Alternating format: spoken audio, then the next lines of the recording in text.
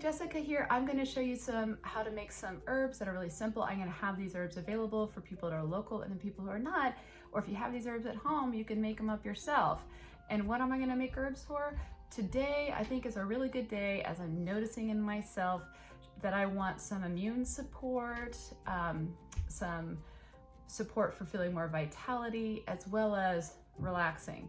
This is in the middle of the COVID-19 shutdown and just being at home all the time, and you know, it's hard for a lot of people. Some things are fun about it, but there's a lot of stress out there, and I want to find a way to help nourish our systems, boost the immune system, clear out a little bit of toxins, because higher toxin load means easier to get pathogens basically, and then also calming. So I'm going to go through a few of the herbs here, and I use Jeremy Ross's book a lot. I have some other resources that I use, but his has been the most comprehensive. And probably 15 years plus I've been working with Jeremy Ross's herbs, and I love having medicine from our own backyard, but using an ancient Chinese medicine system for how to categorize it. It's amazing. So I really use a lot of his information. So I'll be referencing his book and then telling you from my experience. So basically, I have sanitized everything, and I spent some time scrubbing my hands for 20 seconds or more,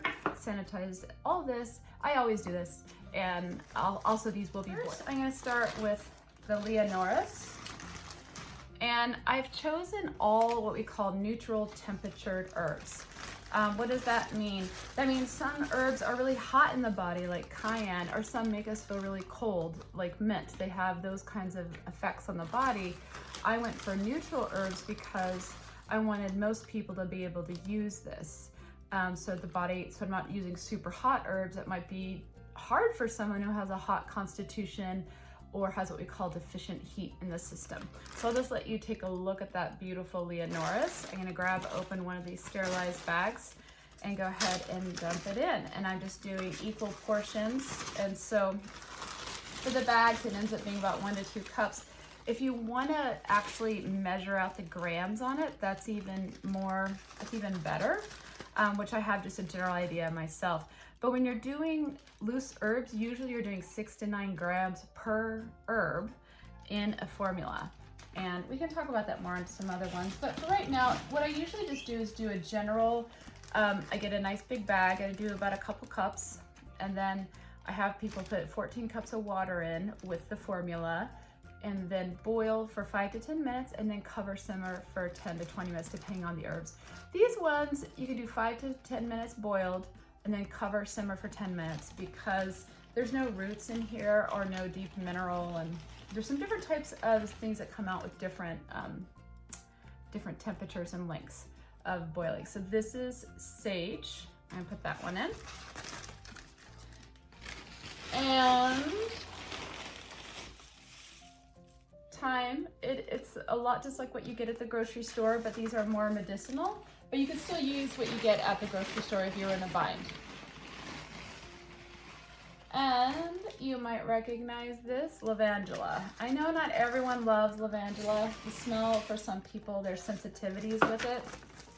I understand that, so you might just leave that out. So, and then let me just talk about a little bit more about each of these. So I'm gonna start with the Leonoris as we started. Again, all these are neutral, and they can go either a little bit warm or cool or stay neutral, so they're pretty mild in that way. Leonoris, Leonoris and salvia, first I want to say Leonoris and salvia, you may not want to use if you are pregnant or trying to get pregnant. Now, throughout history, people have been eating sage and drinking sage in tea and in food, whether someone's pregnant or not or trying to get pregnant. However, there's some indication that it does regulate the cycle, and we always err on the side of caution. So that's why I would just say, just go ahead and leave it out for that reason. However, Leonoris has a really amazing effect on calming the heart. It also helps support the heart physically, but it doesn't interact with heart medications, which is great, where some herbs do. So I'm gonna look at this. So in Chinese medicine, we talk about it calming the spirit, moving qi and blood through the system, and again, that it does have a uterus regulating quality to it. So also I use it a lot for perimenopausal, postmenopausal, or postpartum depression, emotions related to this cycle. It can be really helpful for, but I'm using it here both to help calm the heart and keep circulation in a healthy place. But it also has a ability to move the chi and blood. And I wanted to put that in there and combine it with lavandula. I'll tell you a little bit more about, but the lavandula has a little bit of effect on the liver. And so if we're getting headaches or tension or feeling kind of out of control, the Leonoris mixed with the lavandula really kind of calms and recenters ourselves. And if there's kind of what we call liver yang rising with the potentially getting hypertension or headaches or just getting really stressed or feeling overwhelmed, like I actually was a little today at times. And so I was like, oh, I need to make some herbs. But this is the kind of combination that would really help under those scenarios. It also just kind of, it has an ability to regulate and calm both with the uterus and just with the emotions. So it also helps regulate body temperature, mood, blood pressure, and energy. So you can see why I might want to put that in there. Anxiety, and also for people who are recovering from some sort of, actually they use it sometimes for surgery for people who are recovering. So lavandula does have, the reason why some people don't always like it is because some of the volatile oils in it, but also because it has a little bit of a tranquilizing effect. So it might make you a little bit chill, maybe even a little sleepy. So it may be something, you know, try it during the night and then you can try it during the day. It doesn't bother me, but it does bother some people. Like some people, if they take a really strong decoction of lavandula, feel a little zonked out the next day. This is with other herbs, so I think you're gonna feel fine, but I just wanna give you that warning. But in Chinese medicine, we talk about it calming heart spirit disturbance. And so especially in our right now where everyone's kind of ramped up, our hearts all syncopate up. And while we're not as close to each other as we normally are, we're still feeling that. And even reading the news and we get kind of built up. I even see it in my dog is like, what is going on around here?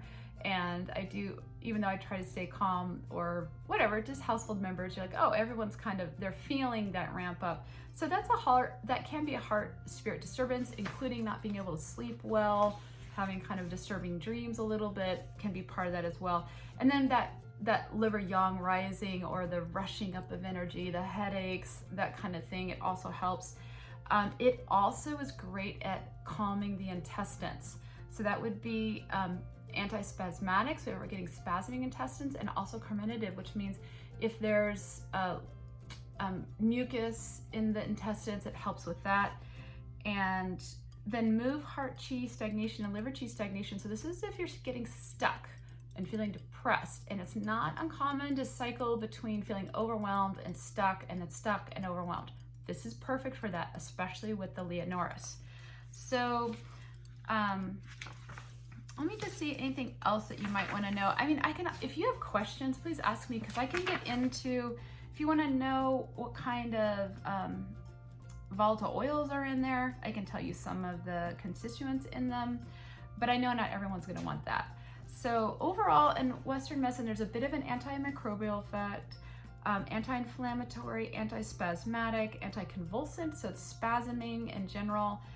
There's a sedative and a really strong antioxidant effect that I didn't mention earlier is salvia. Salvia is kind of a cure-all, really. I love salvia. It's in a lot of herbal formulas in Western culture from the ancient eclectics, and also can be used from a Chinese medicine theory. And there are salvias that are used in Chinese medicine, but they're not the same species as the officinalis.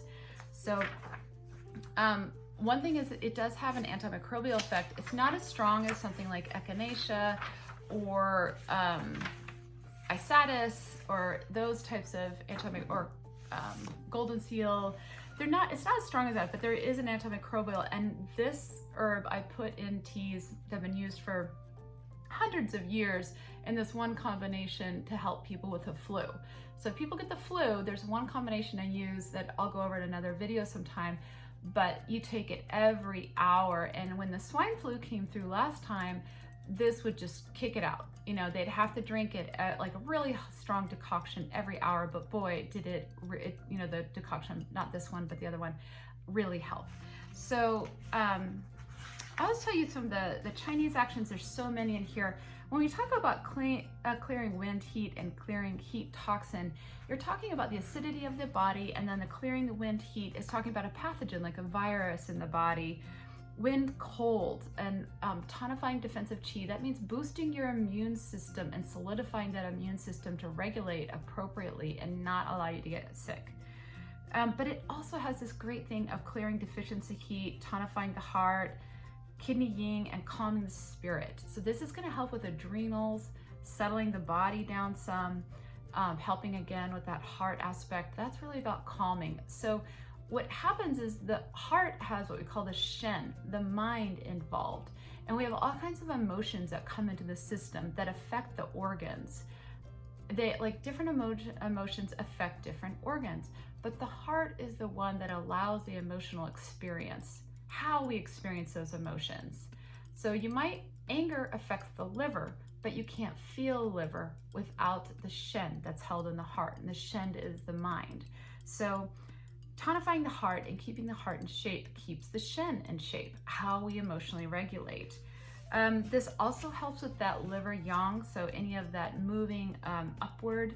It also helps build more blood in the body. So we think about anemia as a blood deficiency, but there's other things about it. The stronger our blood is, the more stable we are, the more solid we feel, and the more nutrients we get to our cells.